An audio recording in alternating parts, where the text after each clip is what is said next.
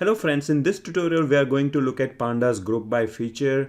I have this Excel sheet which contains weather data of 3 different cities. So as you can see that I have these 4 rows containing New York City's weather, then I have Mumbai and Paris weather. And I want to get answers on some questions such as what was the maximum temperature in each of these cities? What was the average wind speed in every city? Okay, so here I'm trying to group the data per city, and then I want to run analytics for each of these groups. For such a use case, it makes sense to use Pandas group by feature. So as usual, I'm going to launch my Jupyter notebook by running Jupyter space notebook on my command prompt. If you don't know what is Jupyter notebook, you can go ahead and watch my Jupyter notebook tutorial. I also have a tutorial on how to install Jupyter notebook. Okay, once it launches this notebook in my Google Chrome, I'm going to go into a specific directory and then click on new Python conda root to launch a new Jupyter notebook.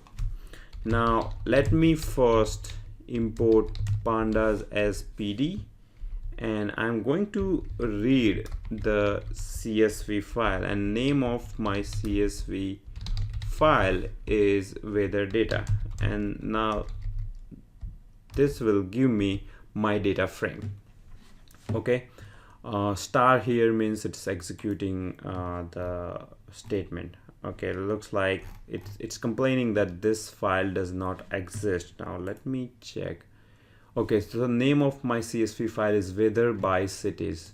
So weather by cities, and when I execute it, you can see that I have now a data frame which contains all the data that we had in our CSV file.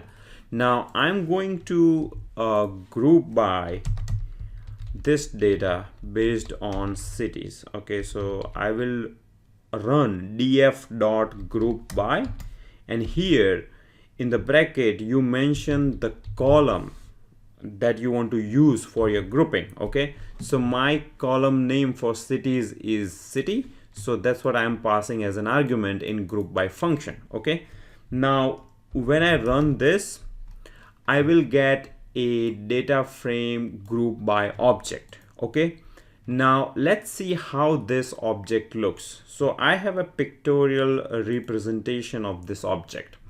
So when you say data frame group by city, it will create this kind of object where you have keys and values. So my key here is New York, and my value is a data frame containing New York City's data.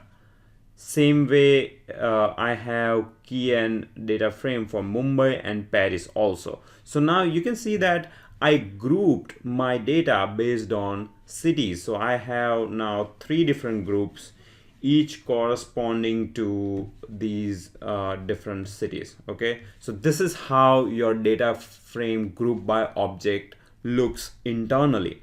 Now in my Jupyter notebook, when I want to access each of these groups, then the way to do that would be for city and city data frame in G. So there is an iterator that data frame group by object provides, which you can use to iterate through each city and the corresponding data frame. So I'm going to print city and the corresponding data frame here.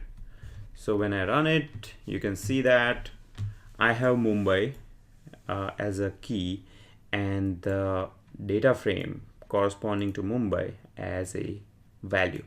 Okay, so this is how you can go through each of the data frames. Also, if you want to access a specific data frame, you can use g.get group for, let's say, Mumbai.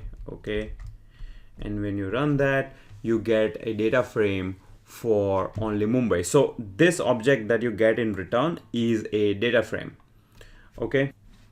Now, if you think about this particular statement here, it is similar to SQL group by. Now, if you are familiar with SQL, then this thing is similar to saying select star from your table. So your, let's say, city data is the name of your table, and you can say group by city.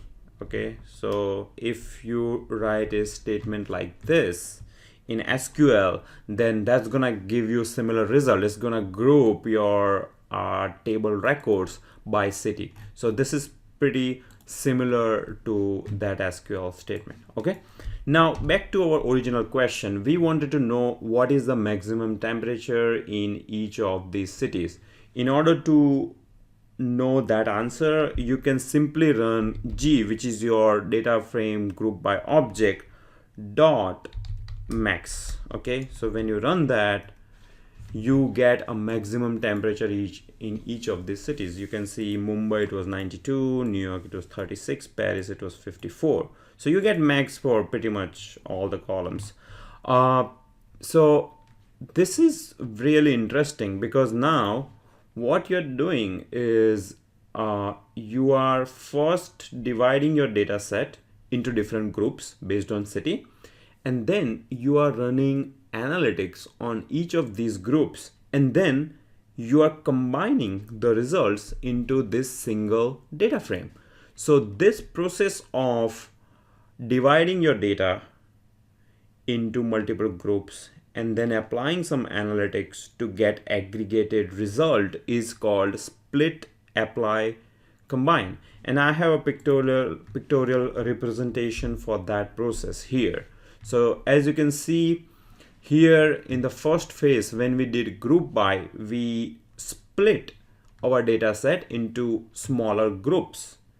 Then when we call any function, we call max, but you can also call median or average, etc. So that process of applying some operation or a function on each of these groups is called apply. And then as a next step, you are combining those three results into a single data frame. So that step is our combine step. So if you ever come across this terminology split, apply, combine, then now you know what it means. Okay, now we'll get answer on our second question, which was what is the average speed, wind speed in each of the cities. So you can just run g.mean.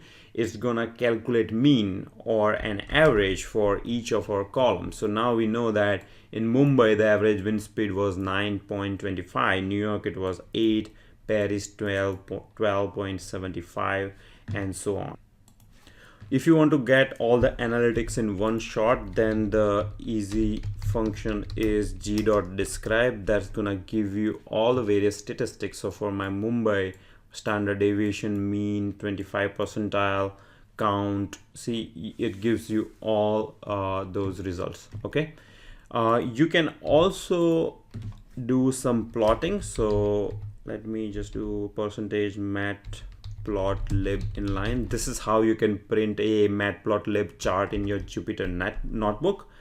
And I'm going to just do g.plot. Okay, so g is my group by object, and I'm just calling a plot function. So when I plot it, it is giving me three different plots. Okay, and these plots corresponds to temperature and wind speed in each of these cities. So the first plot is for Mumbai, second plot is for New York, and the third one is for Paris. Okay, all right, so that's all we have for group by tutorial.